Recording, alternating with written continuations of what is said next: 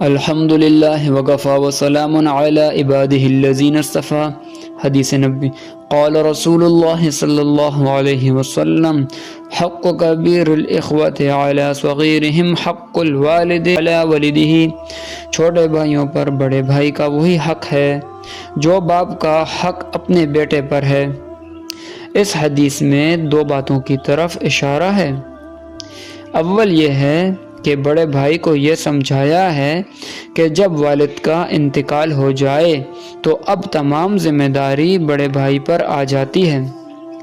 بڑے بھائی ہی کی ذمہ ہے کہ چھوٹے بھائیوں کی صحیح تربیت کرے اور ان کی ہر ممکن ضروریات کو پوری کرنے کی کوشش کرے۔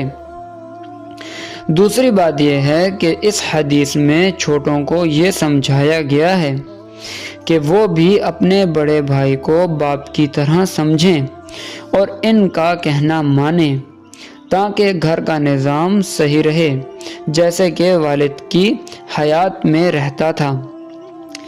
اس کے مد مقابل اگر دونوں نے اپنی اپنی راہ لی تو تمام نظام درم برم ہو جائے گا۔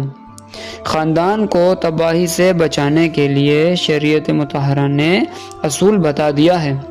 اس پر عمل کر کے ہی خاندان کو تباہ ہونے سے بچایا جا سکتا ہے۔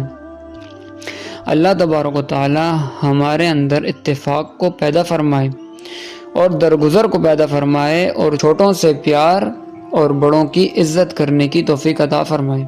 اللہ تبارک و تعالی ہمیں بات سمجھنے کی توفیق عطا فرمائے اور تمام دین پر عمل کرنے کی توفیق عطا فرمائے۔ وآخر الدعوانا ان الحمد للہ رب العالمین۔